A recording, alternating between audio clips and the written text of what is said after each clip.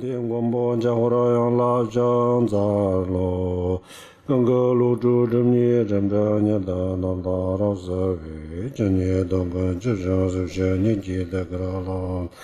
当到这边做了马路们都懂我解释的问，都做个拉不就他这样了就这样的。就得接着呢么呢老理解着着种着家马路么些等人。今年正在那这闹，多年大家十几的所有的来做这这都，知道这你见这道路们些人家伙那样懒得的，马拉巴扎那都马拉巴扎那都马拉巴扎那都马拉巴扎那都马拉巴扎那。马拉巴扎那都马拉巴扎那都马拉巴扎那都马拉巴扎那都马拉巴扎那都马拉巴扎那都马拉巴扎那都马拉巴扎那。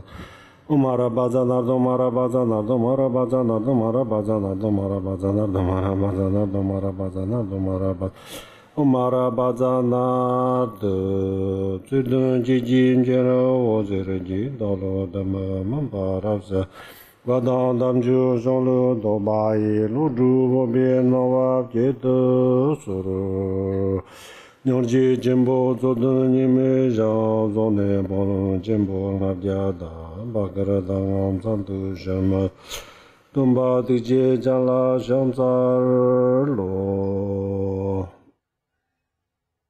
好，各位大家下午好。 Good afternoon to everyone. 今天我们有多少个人讲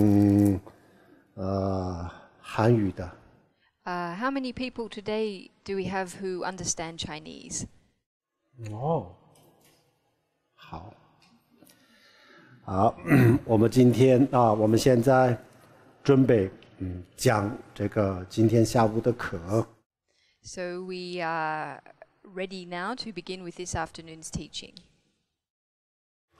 今天下午的课是课的这个内容是如何把痛苦转为这个快乐日常生活当中如何把不开心烦恼痛苦转化为开心。The topic of this afternoon's teaching is how to, in our everyday lives, go about transforming suffering into happiness. 我们今天为什么要讲一个这样子的课呢？因为我们每一个人的这个心里就有各种各样的烦恼。The reason that we are talking about this subject this afternoon is because everyone in their minds has all kinds of afflictions. 很多的烦恼它本身是我们每一个人都有一些先天的烦恼。Everyone has some kind of inherent afflictions. 然后呢，多数的烦恼呢，就是因为我们的，比如说家庭工作、生活，给我们带来的各种各样的烦恼。And the majority of our afflictions, you might say, or vexations in life derive from our life in general, our work lives, our family lives. 首先，我们可以这样子讲。首先，我们作为一个人那么人是什么呢？人是什么东西构造的人的一部分是物质，就是我们的这个身体然后呢，人的另外的一部分是精神所以人是物质和精神组成的这样子。The first thing that we have to establish is how a human being is comprised, what a human being is made up of. And we can say that humans are comprised of a material component and a spiritual component, or the mind. So we are constituted by these two elements. 因为人是这个物质和精神组成的，所以人就有2种不同的需求，一个是物质的需求，也就是我们的身体的需求，另外一个是精神方面的需求，人就有2个不同的需求。So because we're comprised of these 2 different elements, we as humans have needs that correspond to each of them. So as humans, we have needs that are material in nature and also needs that are spiritual in nature or that pertain to our minds. 因为人有2种不同的需求，所以我们有2种不同的生活，一个叫做物质生活另外一个就叫做精神生活。So on account of us having these 2 different kinds of needs, we can speak about ourselves having 2 kinds of life. We have material lives, or lives that are oriented to material fulfillment, and lives that are oriented to spiritual fulfillment. 那么这2个不同的这个生活当中，任何一个生活当中就是不能给我们提供满足满意的东西，比如说物质的这个生活当中缺乏了一些东西的时候呢，然后我们的身体开始不舒服，甚至会痛苦。同样的我们的精神的这个生活当中也缺乏了一些东西的时候我们的精神生活不能满足我们的这个精神这样子的时候呢，然后同样我们的精神就会烦恼不开心甚至是痛苦。So in respect of these 2 different aspects that we have and the 2 different lives that correspond with them, if we are lacking, if we fail to fulfill our needs with respect to either, then we feel unsatisfied. So insofar as our material lives or our material aspect is concerned, if we are not able to satisfy our needs, then our bodies feel uncomfortable. Perhaps even we experience some kind of physical pain or suffering. And the same goes for our spiritual lives as well. When they are not able to fulfill our spiritual needs fully, then we become unsatisfied. We experience vexation, unhappiness, and potentially suffering. 然后这2个不同的这个生活，2个不同的生活当中，比如说物质生活当中缺乏了一些基本的这个东西的时候呢这个就叫做贫穷我们会讲这就是贫穷但是同样的我们的精神生活精神生活当中缺乏了一些东西的时候呢，同样的也叫做贫穷这2个都叫做贫穷。So when we lack certain needs in our material lives, we refer to that state as one of poverty. And actually we can say the same for our spiritual lives as well. When we are lacking necessary things in terms of our spiritual needs, then we can describe ourselves as being in a state of poverty. So in respect of both the spiritual and the material, we can talk about an inability to fulfill our needs as a state of poverty. 可是我们人是什么样子？我们绝大多数的人就觉得贫穷就是我们的物质生活不能满足我们的这个需求缺乏一些基本的这些需要的东西的时候呢，我们大家都认为这个是贫穷但是我们精神生活方面就是缺乏一些东西的时候呢，我们还没有感觉到这个叫做贫穷平时我们不认为这个是贫穷，但是实际上这2个都叫做贫穷。So most people would readily perceive a lack of material things in their life as poverty, but still a lot of people wouldn't recognize or identify a lack of spiritual things or a failure to fulfill their spiritual needs as poverty. But in actual fact, we should consider these both equally as forms of poverty. 那我们为什么这个物质生活缺乏的时候，我们认为是贫穷啊？为什么精神生活当中缺乏一些东西的时候，我们为什么不认为这个是贫穷呢？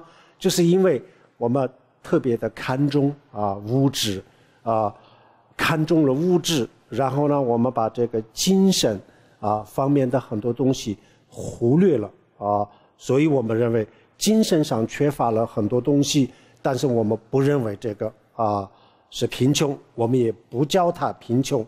然后物质方面缺乏东西的时候呢，然后我们认为这个是贫穷，我们也叫它贫穷那么原因就是我们特别的看重物质，忽略了这个精神就是这个原因。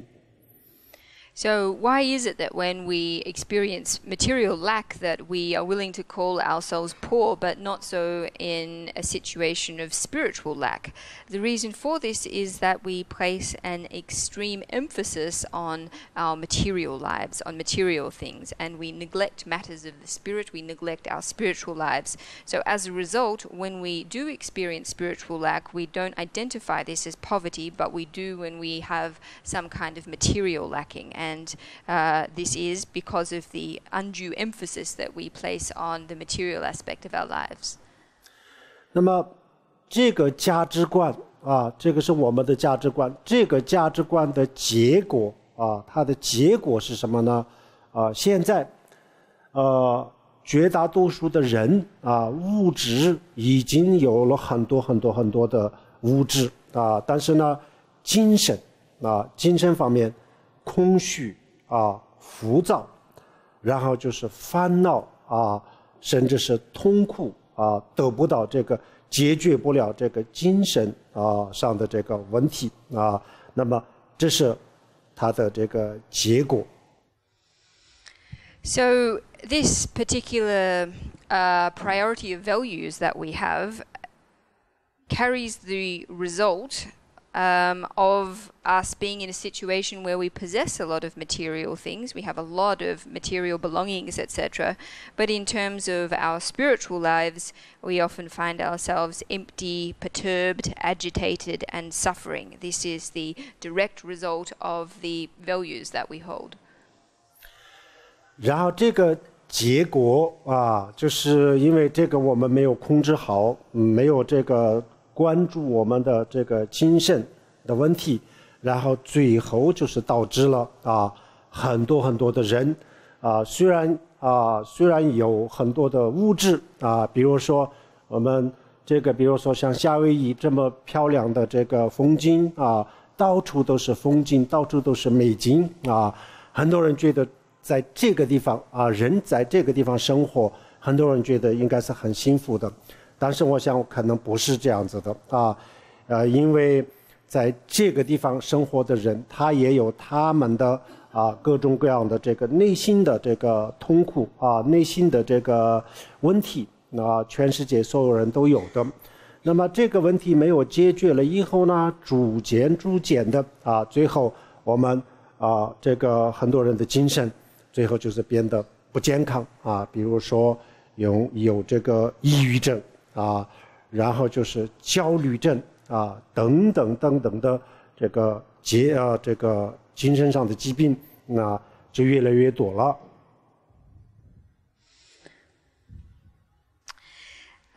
So if we don't exercise control over our spiritual lives, then this tends to be the result. We can be in a situation where we own lots of material things or enjoy a very rich material life. For example, in Hawaii, many people, I'm sure, believe that everyone who lives in Hawaii must be extremely happy. Everywhere one looks, one is surrounded by beautiful scenery. There's so much beauty everywhere.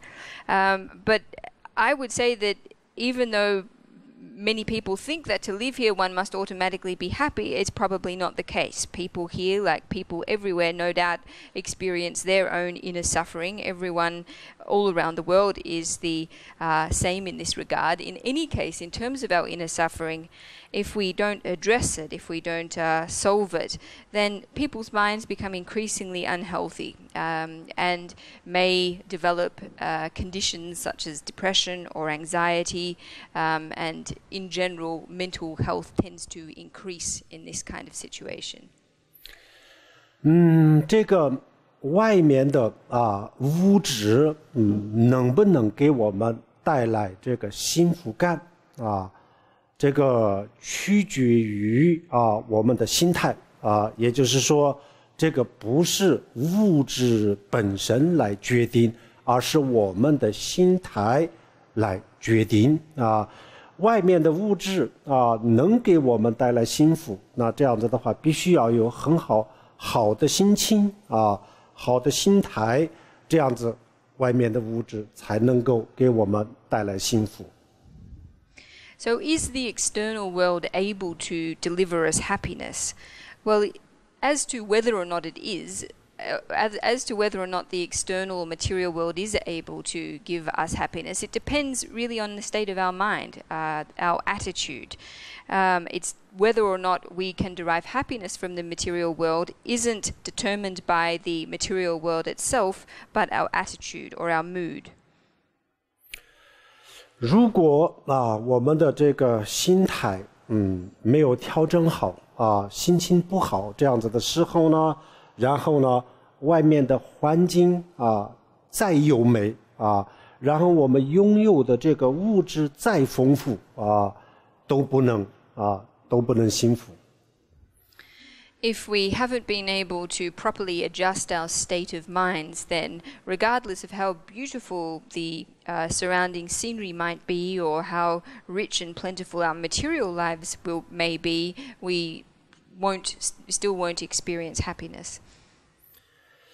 那么这样子的话，我们刚才讲了就是我们有两个这个生活，一个是物质生活，另外一个是精神生活那么物质生活当中我们需要什么，我们大家都很清楚。比如说我口渴的时候呢，我们知道我要喝水我肚子饿的时候呢，我们知道我要吃东西然后呢我需要这个呼吸，需要空气水、食物、空气我们大家都知道我需要这些了但是精神上面需要什么呢？我们很多人不太清楚到底需要什么。So returning to this idea of us having material lives and spiritual lives, in terms of the first one, our material lives, we're generally very clear as to what our needs are and how we should go about addressing them. So, for example, we're very clear about the fact that if we experience thirst, we should drink water. If we're hungry, we should eat food. So we're really clear about things such as the necessity of air, water, food, etc. However, in terms of our spiritual lives, many people are not clear about their needs and how they should go about addressing them. 我们大家想想我们的精神生活里面需要什么有什么东西在精神生活当中给我们带来幸福就是你们就回答一下，请问大家我们的精神生活当中应该有什么需要什么？I'd be really interested to hear from some of you what you think our spiritual lives need, what our spiritual lives should be equipped with. If anybody has any ideas.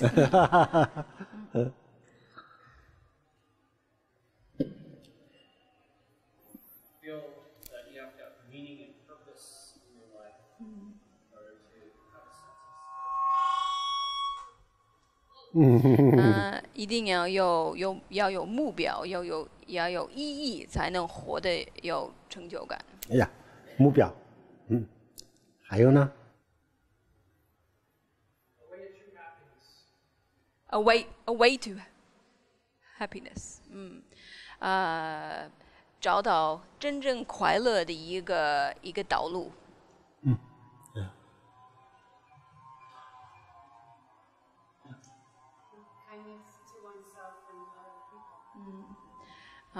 对自己和其他人的慈悲。慈悲，啊。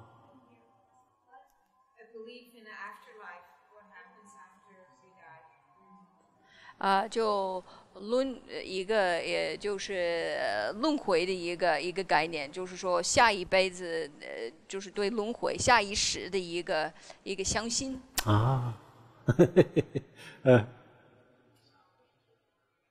少欲知足啊，少欲知足，还有呢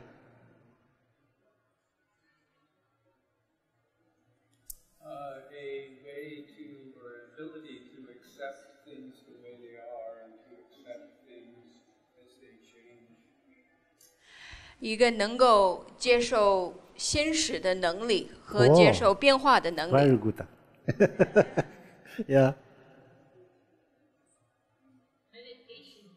Meditation. 哇 ，Yeah.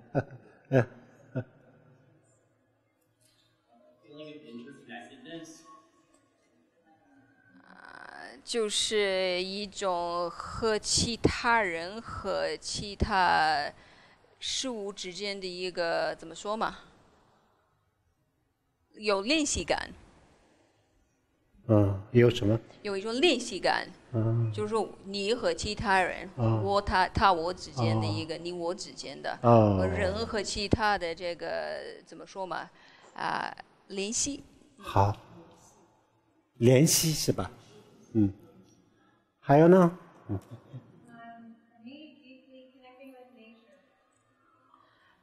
这个就是和大自然联系的很深。好，差不多了。大家回答得非常非常好。Thank you for your very good answers. 好，那么我们现在就是要讲一讲，比如说我们每一天生活当中，当我们遇到这个不开心然后呢烦恼、痛苦这样子的时候我们怎么样去解决这个问题接下来我们从佛教的角度先给大家这个介绍一下这个方法。So from here, I'd like to move on to talking about how we go about addressing matters when we encounter suffering or vexation in our lives. And I would like to provide an introduction as to a method we can use from a Buddhist perspective. 然后我们人的这个人类的基本的这个痛苦基本的痛苦是佛教里面就讲生老病死四个痛苦。So, according to Buddhism, the basic or fundamental suffering in human life is described as being the suffering of birth, aging, sickness, and death. 那么这个四个痛苦当中呢生我们每一个人都已经诞生了那么这个痛不痛苦我们现在很多人也记不得了但是其他的三个另外的这个三个呢我们每一个人一定要面对的。 So as to the first kind of suffering, the suffering associated with birth, well, all of us have already arisen, and most of us don't really remember the suffering associated with that. However, the other three types of suffering, the suffering associated with aging and sickness and death, are ones that we will inevitably encounter. 除了这个四个痛苦以外，还有另外的这个四个痛苦。And besides these 4 forms of suffering, there's another 4 forms of suffering. 比如说，我想要的东西得不到啊，这个我们平时我们的生活当中很多时候都有，这就是一个痛苦。So the first kind would be when we are not able to attain the things that we want to attain. 然后我不想拥有的东西，我不想看到的东西，不想遇到的东西啊，然后呢，没有办法的情况下，我遇到了，看到了等等啊，这个是第二个，这个我们生活当中处处都有这样子的痛苦。The second type of suffering is that associated with having to encounter or experience things that we don't want to encounter or experience, and instances of this kind of suffering everywhere in our lives. 然后第三个就是我们离开不想离开的人，比如说自己的亲人、家人这样子。The third kind of suffering when we have to part from people we don't wish to part from, such as our family members and so on. 第四个就是我们不想接触的不想接触的人不想在一起工作，不想在一起生活，不想在一起学习等等这样子的人然后就是往往要跟他接触跟他在一起生活等等这个就是第四个。And the fourth kind of suffering is the suffering associated with having to be in the company of people we wish we didn't have to be in the company of. So having to study or work with people that we wish we didn't have to. 这8个这叫做人类的基本的痛苦。So putting these kinds of suffering together, we have what is referred to as the 8 basic forms of human suffering. 我们每一个人的这个生活当中都会有的，这8个都会出现的。So every single person within their lives will experience these 8 different kinds of suffering. 而且这8个在我们的生活当中随时随地都有可能出现。And any of these forms of suffering could arise or manifest at any point in our lives and in any place. 那么我们接下来要给大家介绍当我们遇到这些问题的时候我们以什么样的心态去面对我们遇到这些问题的时候，我们应该怎么去看应该怎么去调整我们的心态接下来给大家介绍一下这个方法。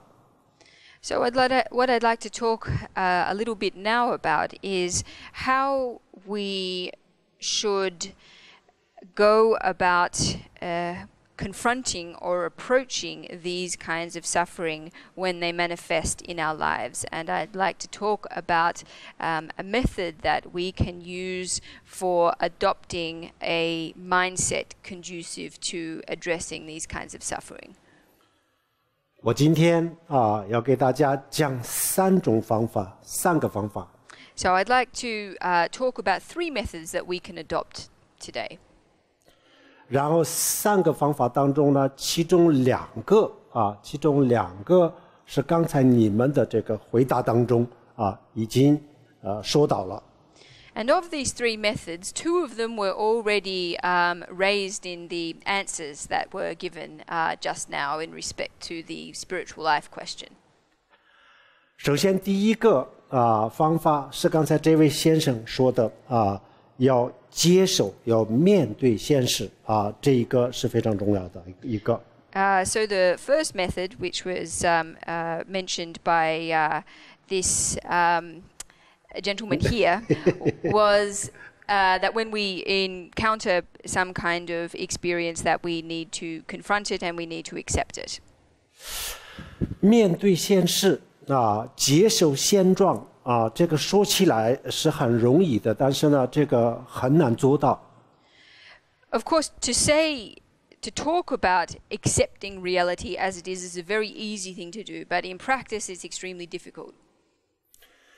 我们每个人都会说啊，我们要面对现实，要接受现状啊。但是呢，当我们遇到问题的时候呢，我们不会面对现实接受现状。这个时候，我们一定会拒绝现实。So everyone always talks about, oh yes, we should accept reality and all of that kind of thing. However, what happens is that when we do encounter some difficulty or suffering, we find ourselves rejecting reality. 比如说当我们生病的时候生病那么生病我们的身体这个生病了，那这就是一个现实，这个是所有人都会有的，是一个现实但是呢，我们没有人愿意我生病我们这个时候呢一定会拒绝所以我们一般的情况下，我们都不会面对现实的。So, for example, when we are sick, our bodies are suffering. This is a fact. We are sick. However, nobody likes to be sick, and everyone tends to resist this state. So, in general, we don't tend to accept reality. 那么这个时候因为我们不面对现实，我们不接受这个痛苦然后我们用各种各样的方法去拒绝，尤其是我们的心理上拒绝我不应该生病，我为什么生病呢？等等然后就内心当中，比如说我自己的卫生比如说我这个生活这个不卫生不健康的生活，比如说吃的东西或者是熬夜等等。总而言之，就是因为这些不健康的这个生活的方式给我带来了这样子的这个病痛，然后呢特别的后悔内疚等等，就是心理上就去抗拒这个病我们不会拒绝，不会接受一直都在我们的心理上在这个拒绝。那么这个拒绝它导致了什么呢？导致了我们的这个病痛会更加的严重。So when we do find ourselves being sick, then our minds come up with all manner of ways of resisting the reality of our sickness. Our minds ask, why is it that I'm sick? How is it that I'm sick? Was it due to my unhealthy lifestyle? Was it due to the food I eat or staying up late? And in mulling over the various reasons, we find ourselves in a state of regret and just overall resistance to the situation of our sickness. And what this leads to is a situation where our sickness brings us greater and more serious suffering. 然后尤其是我们的精神上的这个痛苦精神上的痛苦，所有的痛苦都是一样。精神上的痛苦，我们越是拒绝越抗拒，然后我们的痛苦就会越来越增长越来越严重。The same goes for any kind of suffering that we experience in our minds. The more that we resist the suffering associated with the problem will become increasingly serious. 然后身体上比如说身体上生病得了一个绝症像癌症等等这样子这个绝症这样子的时候呢，那很多人会说为什么是我呢为什么我得这样子的病呢得这个病的是为什么是我？为什么轮到我的头上呢很多人会这样子拒绝。People who contract terminal illnesses, for example, in many cases will ask, why is it me? Why did this happen to me of all people? Why me? 然后这样子拒绝了以后呢，我们的心情就会更加的糟糕就我觉得，比如说，因为大家都没有得病，大家都没有得这样子的病，为什么我一个人就得这样子的病呢？这不公平呢，不应该等等，这样子以后呢，我的心里就不能接受了，不能接受了以后呢，我内心的这个痛苦就会越来越增长越来越糟糕。So, a person who is resisting the fact of their sickness will think things like, why me? Why has this happened to me? No one else is in this situation. No one else contracted this same illness. It's so unfair. It's so unjust. And the mind, not being able to accept the reality of the illness, will find that its state of suffering becomes increasingly worse. 然后就是因为我们的心情糟糕，越来越糟糕，最后这个我们的心也就影响到了这个身体影响到了身体，所以这个身体的这个疾病越来越恶化越来越恶化。And as a result of our minds, the state of our minds becoming worse and worse, this then has a negative effect on our bodies, such that our physical ailment continues to deteriorate. 所以当我们遇到这样子的这个痛苦的时候呢首先我们要跟痛苦拥抱接受这个是最重要的第一步，这是最重要的一步。So the very first step then that we have to take when we do encounter some form of suffering is to embrace it, to accept it. This is extremely important. 比如说我们生病的时候要去打针或者是吃药那么打针我们很多人不喜欢不喜欢这个感觉然后呢吃药有些药也是这个味道这个药的味道我们很多人也不喜欢但是呢生病的时候呢我们会接受它的。So when we get sick, sometimes we need an injection or we need to take some kind of medication. Of course, a lot of people don't like the feeling of getting an injection, and a lot of people don't like the taste of certain kinds of medicine. However, when we are in a state of illness, we are willing to accept doing these things. 那么这个时候我们虽然不喜欢打针，不喜欢这个药的这个味道我们都不喜欢，但是我们会接受那为什么你不喜欢？为什么要接受呢？我们就是喜欢这个药的作用它能给我治病我们就喜欢药的这个效果，而不是喜欢药的味道。So why is it in this situation, given that we don't like the feeling of needles and that we don't like the taste of medicine, that we are willing to get injections or take medicine? And the reason is that what we do like or what we do desire is the function or the capacity of the medication, that is its curative capacity. So what we are actually appreciating is the result that the medication can bring us. 我们虽然不喜欢这个药的味道然后呢也不喜欢这个给自己动手术的这个感受不喜欢但是我们知道动了手术以后呢可以治病吃了这个药以后呢可以治病，对我的健康有帮助，所以我们可以这个接受接受的理由就是这样子。Because we know that even though we don't obviously like the experience of having an operation, but because we know that the operation is able to cure us, because we know that a medication, a particular kind of medicine is able to restore our health, therefore we are willing to engage in these or to take these measures. We have a reason for accepting them.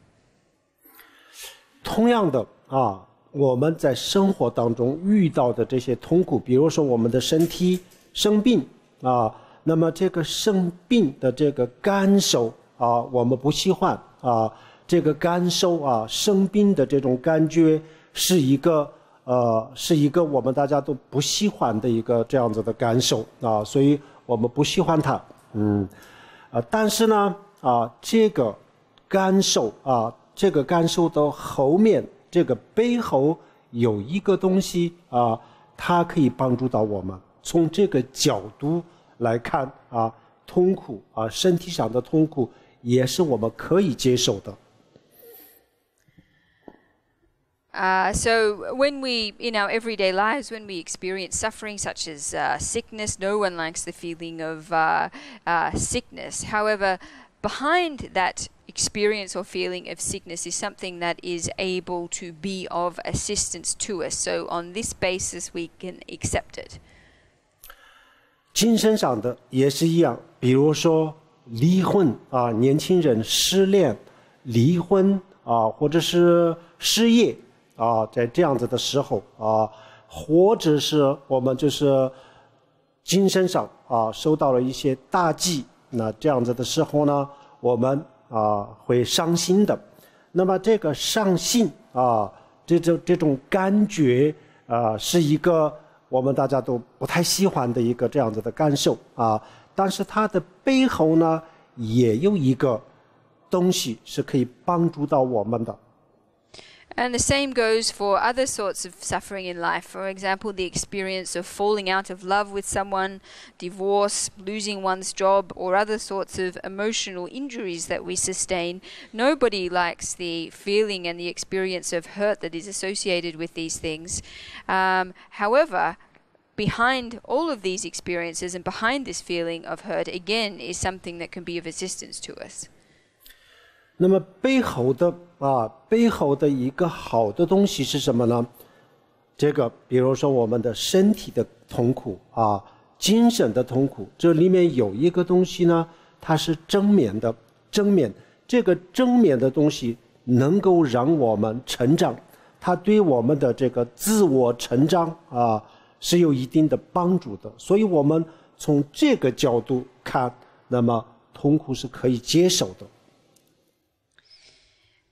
And this positive thing or constructive thing that lies behind suffering is the capacity for this experience or feeling to assist us in our self-growth, in our personal growth. So for this reason, or we therefore have a reason for accepting the suffering. 但是我们的这个平时我们的这个思考是非常简单的很简单的。为什么这么说呢？就是因为这个痛苦生了病以后我们身体不舒服所以我不欢迎它所以我要拒绝。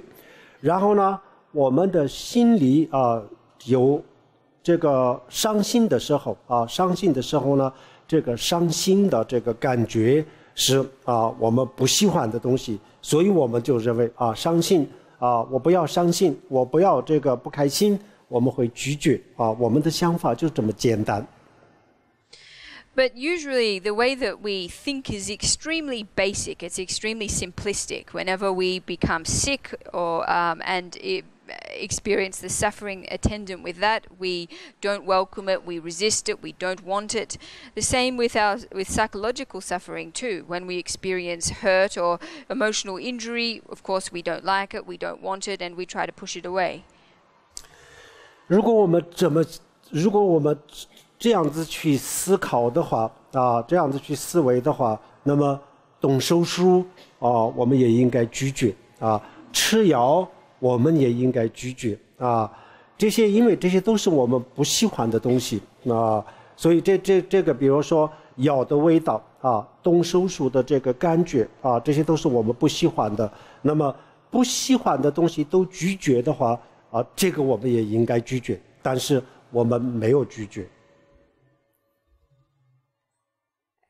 If this was the basis of our logic, then by rights we should also reject operations. We should also reject taking medicine.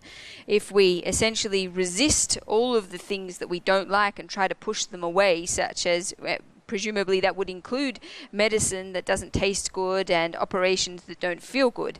That is, everything that we don't like we should push away and repel. But we don't always do this.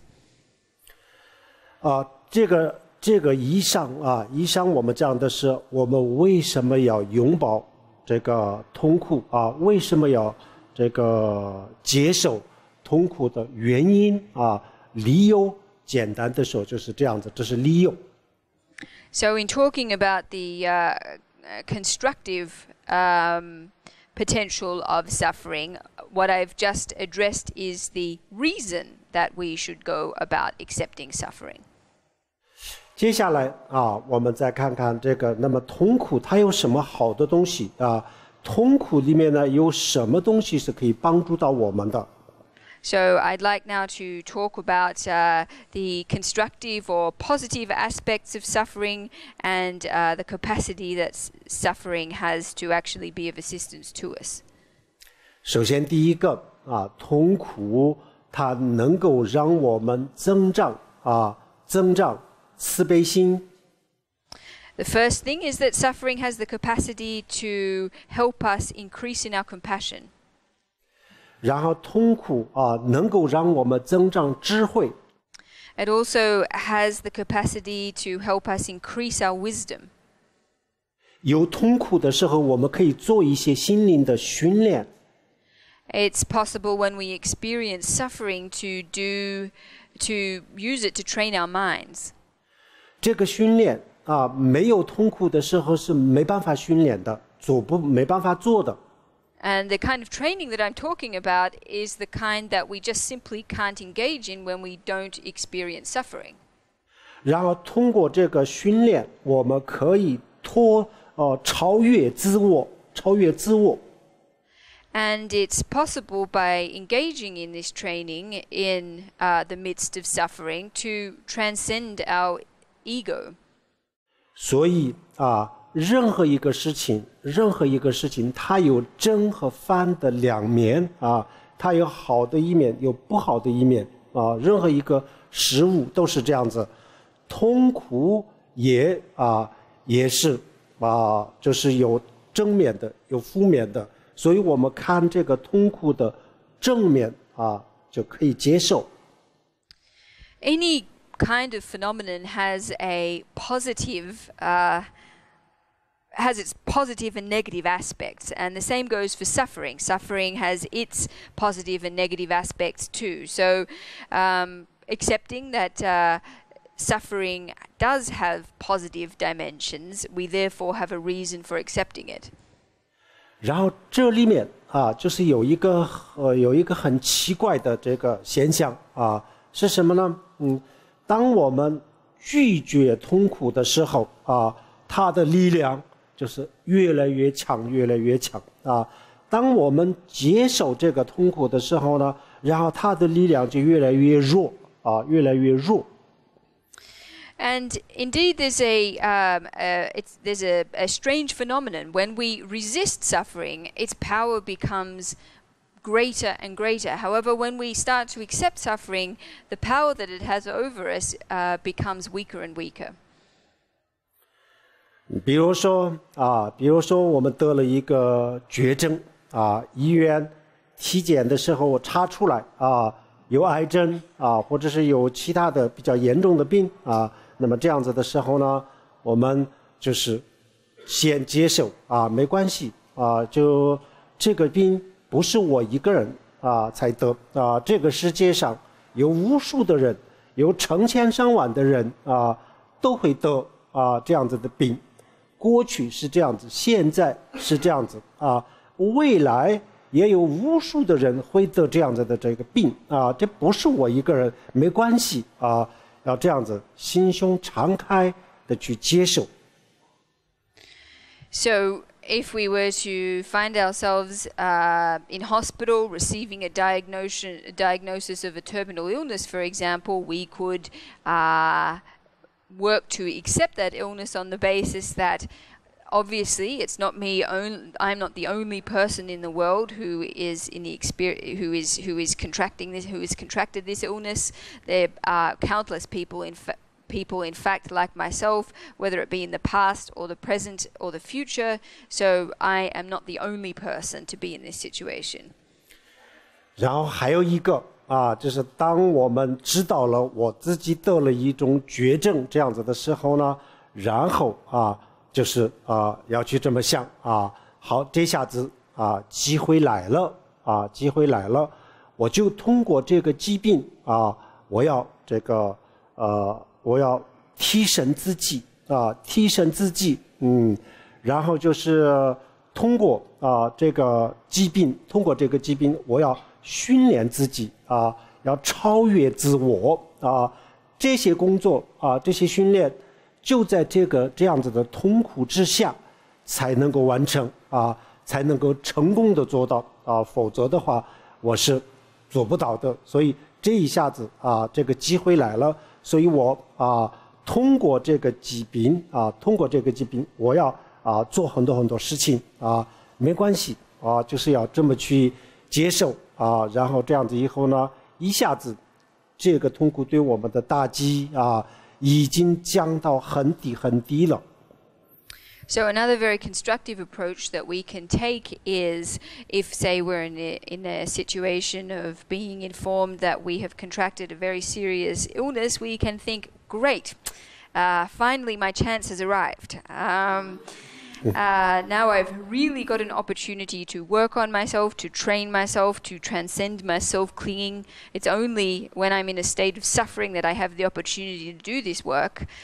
Without this opportunity to experience suffering, I wouldn't be able to do it. So I'm going to use this instance of suffering in order to do this important work. And if we approach the situation in this way, then almost immediately the negative impact that it brings us is reduced significantly.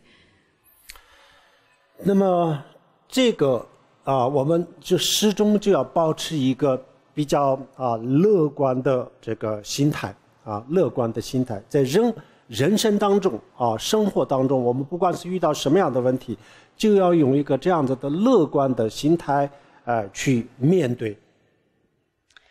So really the main thing is in life, regardless of where we are or what it throws up, that we maintain an optimistic attitude.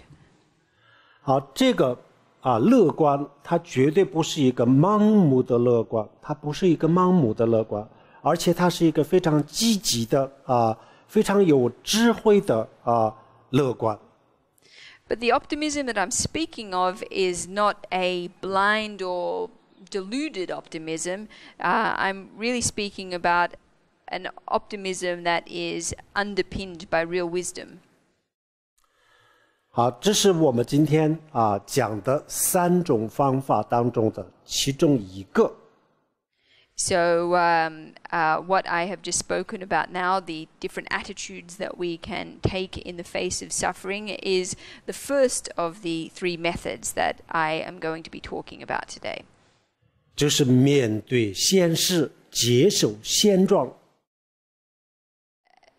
The method that I have just spoken of is confronting reality and accepting facts as they are. 释迦牟尼佛佛教他教我们怎么样去面对生活当中的各种各样的这个痛苦，而不是教我们怎么样去逃避。What the Shakyamuni Buddha taught us was how to go about confronting all kinds of difficulties in life, not how to go about avoiding or evading them. 因为这个生活当中我们刚才讲的8种痛苦逃避是没有办法逃避的逃避没有办法逃避，谁也逃避不了我们每一个人都不想生病当我们会生病的然后我们每一个人都不想衰老，但是呢我们每一天的这个衰老然后最后我们所有人都不想死亡，但是我们最后所有人都会死亡，所以这些逃避是没有办法逃避，只有去面对。And the reason for this is that of the 8 different kinds of suffering that we mentioned, we're just simply not able to escape them. No one wants to get sick, and yet we all get sick. No one wants to get old, and yet we all will get old.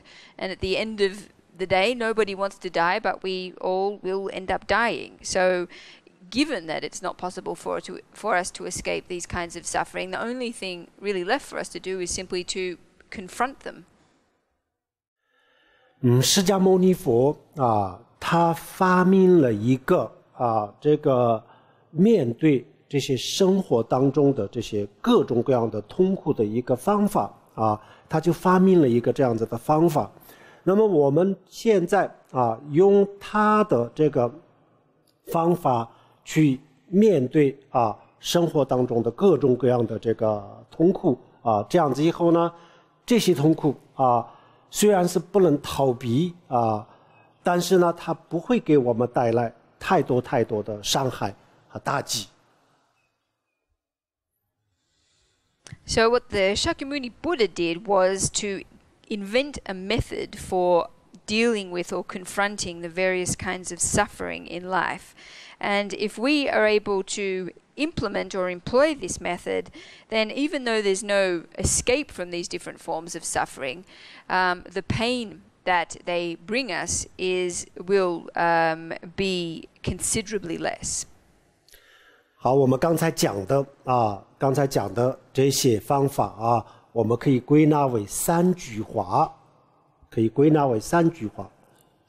，And it's possible to sum up this method or approach in 3 sentences. 请大家记住第一句话就是当我们遇到这样子的精神和肉体上的这个痛苦的时候呢，然后我们敞开心胸去面对接受，这是第一句。So the first sentence is that when we find ourselves encountering psychological or physical suffering, that we courageously go about accepting it. 第二句话，那么我们为什么要这个接受我们为什么接受痛苦呢？因为痛苦它也有好的一面所以我们这个时候呢，不要看痛苦的负面的不好的一面，就看它的好的一面这是如果我们这样子看那么就可以这个里面我们发现我们能够找到一些这个为什么要接受的理由第二句话就是理由为什么要接受的理由。The second point, we might say, it's probably best to describe them as 3 points. The second point is to bear in mind the reason for accepting suffering, the justification for accepting suffering. And that is because, as we've just covered, that suffering does have its constructive side. It does have its positive aspects. So if we bear in mind these, then we are supplied with a reason for accepting the suffering. 第三句话那么我们看这个痛苦的好的一面那么实际上痛苦是真的是有好的一面，还是我们的一个自我安慰那这样子的话，实际上不是我们自我安慰，实际上痛苦它的感受它给我们的第一个感觉就是我们不太喜欢它，但是呢它的背后真的是有好东西所以这个不是我们的自我安慰实际上它有好的一面。第三点第三点理由让理由自己也是属于理由是吧？是理由嘛，就实际上它是有的不是自我安慰，实际上它有。And the third point to keep in mind is having seen or accepted that suffering does have a positive function, that we should have conviction that this positive function is not just an idea, it's not just a way of comforting ourselves. We should have conviction in the fact that the positive benefits that suffering can bring us are real and substantive. 好，这个是我们今天要讲的这个3个方法当中的第一个。So what we've really just been talking about is the attitude that we can take in the face of suffering. And this is the first method of addressing suffering that we're talking about today.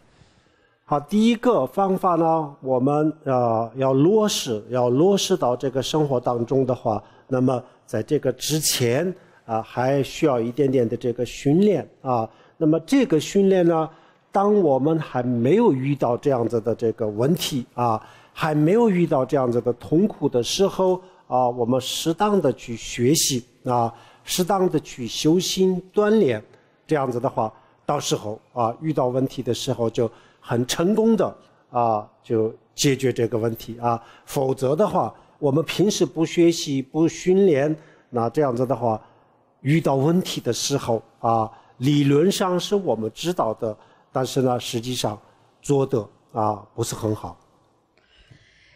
Insofar as this approach is concerned, it's really important that prior to encountering a major form of suffering, that we do a bit of practice, that we do learning in relation to this kind of training. And if we're able to do some learning and practice in relation to accepting suffering in this way prior to encountering a major instance of suffering, then when we do, we will be able to accept it. We'll be able to be successful in our approach. If in the ordinary course of events we know about this in theory, we accept it, etc., but we haven't practiced it, then when we encounter suffering, it won't be of much use. 接下来我们给大家介绍第二个方法。And I'd now like to talk about the second method or approach that we can take. 第二个方法呢，刚才这位师兄提到了我们精神上需要什么回答的时候，就是说需要慈悲心那么第二个就是慈悲心。The second approach or method was mentioned by this student here, who said in response to the question about what we need in our spiritual lives that what we need is compassion. 比如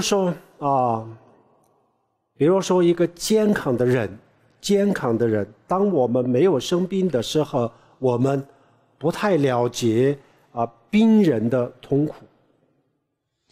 So, for example, a healthy person, when we are in a state of good health, we don't have a particularly good understanding of the suffering of a person who is in ill health.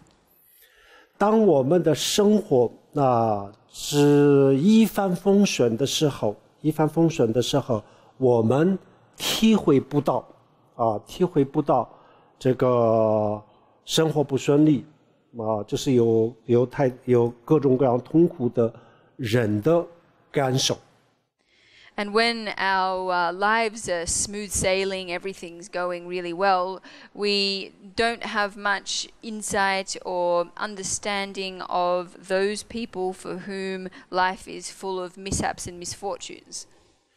当我们有钱的时候我们不太感觉得到，不太体会得到这个贫穷的人的这种贫穷的感受。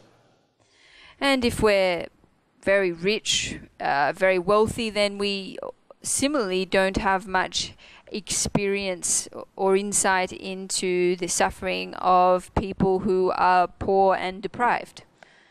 好，这样子以后呢，我们的身体健康有钱工作顺利，这样子的时候呢，我们不太在乎贫穷的人的感觉，然后呢，不太去想这个工作不顺利的人的感受不太去这个在乎不太在乎这个病人的病痛的这个感觉啊，因为没有轮到我们自己的身上，所以我们都体会不到。So when we are in a state of health, wealth, everything's going fine for us in our professional lives and whatever else, we really don't tend to think too much about the suffering of those who are poor or those who are experiencing misfortune or the nature of the suffering of people who are sick. It's not really until it happens to us, until it's our turn, that we really have a strong understanding or experience of what these kinds of suffering are like. 当我们不太了解或者是不太体会到这些社会的底层人的这个感受这样子的时候呢，我们很难有真正的这个慈悲心。And when we are unable to, or until we're being able to gain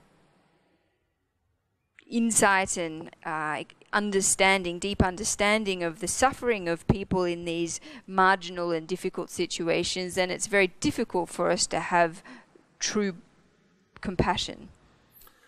好，那么现在，比如说我们自己生病了工作不顺利了或者是没钱了那这样子的时候呢，我们机会来了我们通过自己的这个痛苦可以了解更多的人的这个痛苦，然后呢，从中我们可以培养我们自己的这个慈悲心。So, because of this, when we do get sick or we find ourselves in a bad financial situation or our work isn't going well, then again we can see this as an opportunity. An opportunity has arrived, and we can use the suffering that is associated with these different situations to gain in understanding and insight concerning about the suffering of others, and thereby increase in our compassion. 好，这个时候我们自己生病的时候我们自己这个遇到问题的时候生活当中遇到各种各样的这个问题这样子的时候呢，那我们的正确的这个思维的方式是什么呢？这个时候我们应该想这下子比如说我生病了那么我发自内心的希望用我的这个病来代替天下所有人的这个病我发自内心的这个发愿只有我一个人生病其他人都不要生病所有人的这个病痛我一个人来这个代替要这么去想，这个就是正确的思维方式。So in a situation where we get sick or we encounter problems in life, the proper or appropriate way for us to think is to make a very deep aspiration from the bottoms of our heart that I, in having this sickness, let me take on the suffering of all other people who are sick and suffering at the moment, and let my act of taking on their suffering mean that no other being has to experience the suffering. This is the proper way for us to think in such a situation. 刚才我们讲到了痛苦能让我们超越自我那什么叫做超越自我呢？平时我们的生活当中，我们是这么认为的呢所有好的东西我要拥有所有的不好的东西我要给别人然后呢，我不愿意去面对不好的东西让其他人去面对好的东西我要拥有这是我们的自私。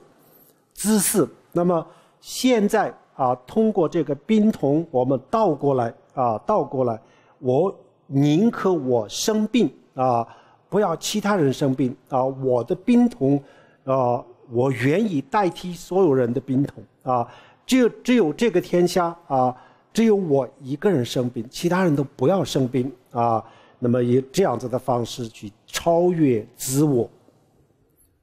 So we spoke before of the capacity of suffering to enable us to transcend self-clinging.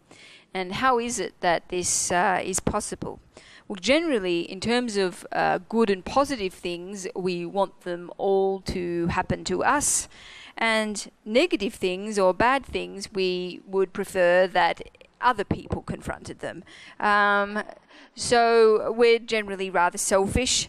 However, by taking this approach, when we encounter the suffering of sickness, we reverse our habitual mode of thinking and instead aspire that me or ourselves, our own selves, rather be sick, that we take on the sickness of all others, take on the suffering of all others, so that they might not be sick, so that they might not undergo the suffering. So it's by engaging in this process that we have the potential to transcend our self-clinging. 然后有一个冥想的方法比如说我们比如说所有这个天下所有人的冰桶都变成了一个黑色的气体然后我吸气的时候呢把所有人的冰所有人的痛苦我吸过来从我的这个鼻孔吸过来，就是吸到我的身体里面。然后呢，我一个人生病，我一个人痛苦。那么这天下的所有的人都没有痛苦没有这个生病，他们都远离他们都离开了这个病痛的这个痛苦就是这样子冥想这是一个训练的一个方式，是一种冥想。And there's a visualization that we can do when we're practicing in this way. We can visualize the suffering related to the illness of others as a black vapor. And when we breathe in, we can inhale this black vapor, the suffering of others. And in so doing, aspire that we ourselves be sick and in pain so that no one else is. And that our act of breathing in this black vapor, of breathing in their suffering, enables every single person in the world to be relieved of their own suffering. So this is a kind of training that we can do.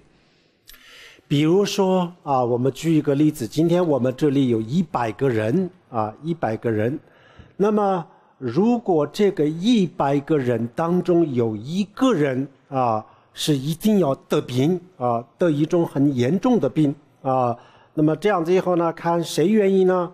我们都会说我不要得病，每个人都说我不要得病，我不要这个病就是这样子这个我们平时我们的这个心灵的反应是这样子然后呢，有了这个慈悲心的时候呢，然后每个人都会说每个人都会站出来说我愿意我得病，其他的99个人都不健康给他们一个健康，我希望他们健康，就我一个人得病我来代替所有人的这个病就是这个如果有了慈悲心他就会这样子他就能够这个当中能够超越自己能够提升自己的这个慈悲心。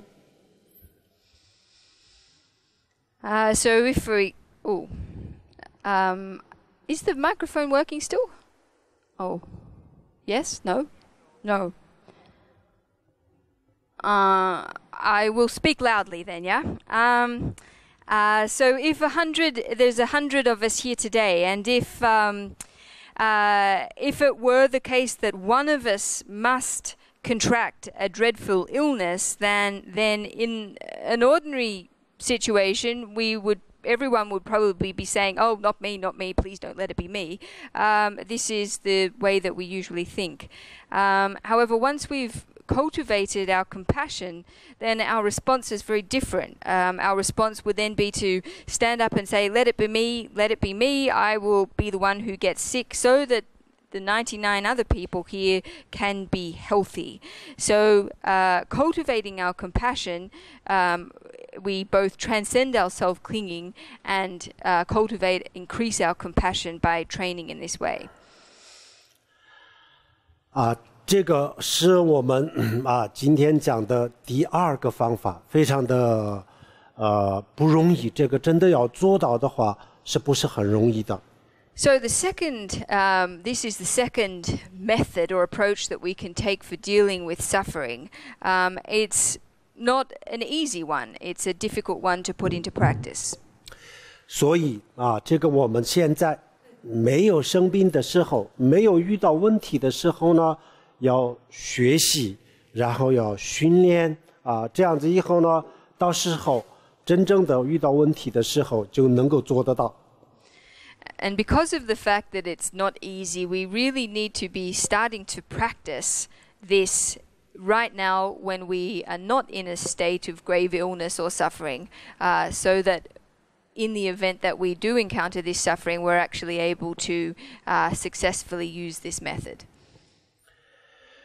然后有了这样子的这个慈悲心的时候呢，自己的这个病痛也就是不会增加虽然是身体虽然是这个肉体它是有痛苦的但是呢，我们愿意接受了以后，还有就是有这样子的慈悲心的时候，这个强大的这个慈悲心，把肉体的这个痛苦也就压住了这样子我们几乎是感觉不到，所以这个肉体不会有很大的这个病痛的痛苦。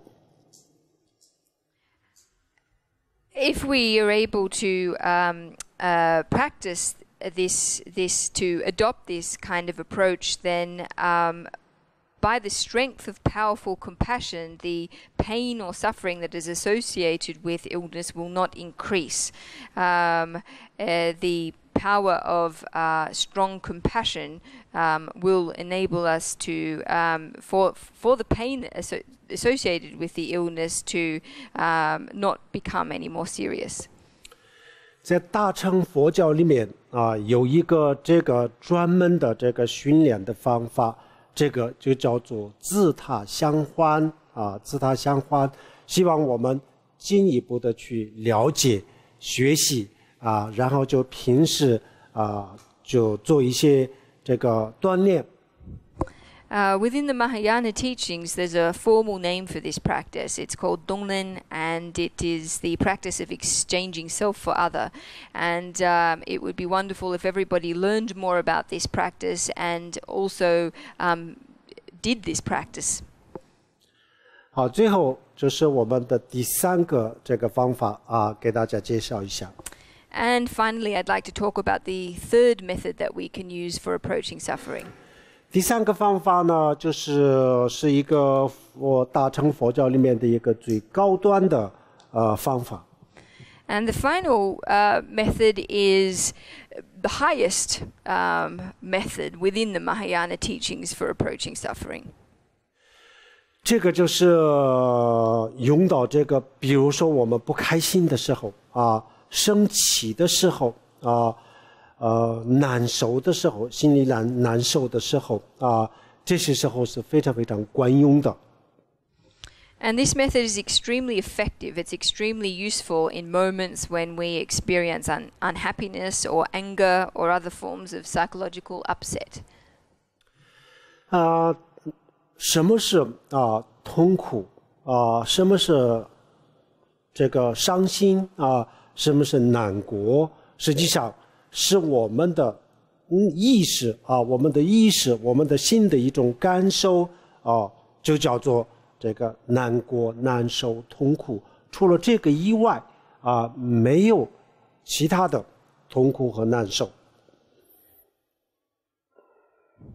What is suffering? What is upset? What is sadness? What is depression? All of these are simply perceptions that arise in our consciousness. 我们就是当我们心里很难受的时候然后第一个不要去酗酒第二个就是不要用其他的方法，就用一个方法一个非常健康的一个方法可以用。So with the exception, besides the perception in our consciousness, there is no independently existing sadness or anger or anything like this. So given this to be the case, when these perceptions arise in our consciousness, whether it be psychological upset or whatever, we shouldn't turn to the drink, but take a more healthy alternative. 那么这个最好的方法是什么呢？我们那个时候我们心里不高兴的时候生气的时候，首先找一个稍微比较安静的地方要坐下来。So what we should do when these feelings do arise, the first thing to do is to locate a quiet place and sit down. 那么平时呢，我们不开心的时候我们会想这个人对我怎么不好那个人对我怎么不好这个人就是对我这个伤害我、侮辱我等等，我们会这么去想平时就是这样子。那么这样子以后呢，我们的这个难受、难过，或者是我们的这个烦恼就会越来越增长。Ordinarily, when we find ourselves feeling upset, the first thing we start to do is blame others and say, oh, that person did this to me and that person did that to me, they hurt me, they insulted me, etc. And as a result, our sense of mental or emotional affliction just increases. 那么这个时候呢，我们不要往外面去想这个人对我不好，那个人对我，不要往面去，往里边去看，到底什么是伤心到底什么是难过，到底什么是生气往里面去看一看，去了解一下，往自己的心里。So in these moments, what we should do is, rather than turning to external sources and seek to find blame in external sources, we should turn inwards to ourselves and ask of ourselves, what is suffering? What is upset? What is sadness? What is the nature of anger? 这个时候呢，一定会发生一个奇迹。And if we're able to do this, we will necessarily encounter something miraculous. 这奇迹是什么呢？比如说我们的难受我们的生气，我们没有去关注它的时候呢，它就会越来越强大，越来越这个增长。然后我们去关注它的时候关注它的本身的时候，本体的时候呢，然后它就会往里面收缩它就不会发展它会越来越小，甚至它会消失。And what we discover is that when we fail to turn our attention to the essence of a negative emotion, they continue to grow and increase in their extremity or their severity. However, when we actually turn our attention to examining the fundamental nature of this perception or emotion, we find that the perception shrinks, it ceases to grow, and it even may possibly disappear. 比较轻微的这个伤心、难过和生气它不需要任何其他的方法，就是关注一下它自己它立即就会消失的。So relatively mild forms of psychological upset, anger, sadness, etc., they really don't require us to do anything more than to turn our minds to examining their nature, and of their own accord, they'll disappear. 然后我们还要可以这样子就是静下来我们看这个难过生气的这个念头它是来自于什么当它诞生的时候当它出现的时候，它来自于什么首先看它的源头是什么，它是从哪里来的这个时候我们会发现它是没有来源，没有源头。And what we can do is turn our attention to examining the origin of this particular kind of negative thought. The negative thought, where did it arise from? What was its origin? What was its beginning? And if we examine the thought in this way, we will discover that in fact it doesn't have an origin. It didn't come from anywhere.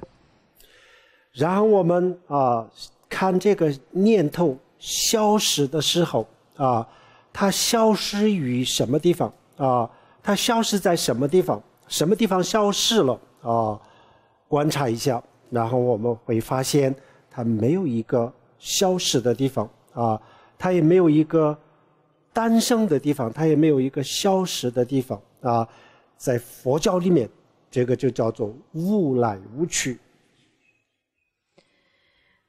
And similarly, we can observe the thought. Where does it, when it disappears, when it fades, where does it fade into? What is the place that it fades into? And in observing in this way, we will discover that there is no place that it dissolves into. So, on the one hand, the thought arises from nowhere, and it also dissolves into nowhere. So, we talk about this in Buddhist language as no arising and no ceasing.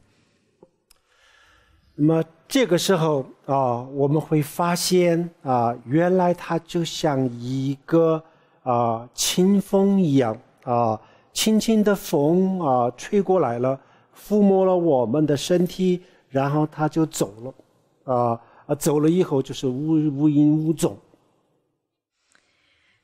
And in observing in this way, the thought will appear to us just like a gentle breeze that blows over our body, ruffles us a little bit, and then departs. 然后我们也会发现它就像天上的一朵云一朵云从东边出来往西边走走完了以后呢，它实际上就是一个过客走完了以后呢。也没有什么没有留下什么，就是无影无踪，最后它还是无影无踪。And we can liken the thought also to a cloud that moves from the east of the sky to the west. It's just like a traveler moving through the sky. It leaves nothing behind us. It's completely traceless. 这个就是当你发现它是无影无踪，它就是只不过就是一个过客这样子的时候呢，这就叫做智慧。我们用慧眼看烦恼，发现了这个烦恼的本质然后就增长了我们的智慧。So in discovering this, in discovering that these negative thoughts are just like a passing traveler, are completely traceless and leave nothing in their wake, what we do is generate wisdom. We generate the wisdom of recognizing the essence of delusion. 但是这个我们今天讲的最后一个方法，我们需要一点这个佛教的基础有一点基础才可以用得上没有基础从零开始的这个人可能是暂时是用不上的但是呢我们也可以通过这种方法去训练。So this third method for approaching suffering or confronting suffering that I've just spoken about is one that we need some foundation in Buddhist practice in order to really be able to implement. It's one that will probably be too difficult for people who are just starting out in their Buddhist practice. However, it is one that we can effectively employ. 这样子以后呢，我们每一天在生活当中遇到的每一个烦恼，每一个不开心，我们可以通过这3种方法，把它们转化为一个开心、幸福，这个乐观可以把它变成这样子。So the 3 methods that I've introduced this afternoon can all be appropriated in our everyday lives when we encounter sufferings in different forms, so that we can transform these experiences of suffering into happiness and states of optimism. 如果我们把这3种方法用得比较好，这样子的话，那我们的内心会越来越强大，越来越强大。那么我们的内心越来越强大以后呢，不管是在外面发生了什么样的事情它都不会影响到我们的内心从此以后呢，可以过一个非常这个积极的非常乐观的、非常开心的这样子的生活。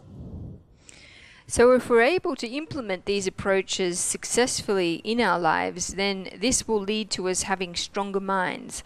And in having stronger minds, regardless of what transpires in the external world, it won't have the capacity to have a strong negative impact on our states of mind. And from this point in time, we can really go about living lives that are happy, meaningful, and optimistic. 今天我们给大家介绍的这个3个方法，它还有每一个方法都有一些很具体、非常非常具体的方法。那么这些具体的方法，大家想了解的话，那我们需要进一步的去学习，进一步的去修心和锻炼。So in respect of the 3 methods that I've introduced today, each of them has its own associated, very detailed instructions for how to go about putting them into practice. So in terms of the practice of these 3 methods, we really need to continue with learning more about their content and learning more about their practice. 今天的我们的这个讲课到此结束了非常感谢大家。 Thank you very much to everyone. Thank you very much.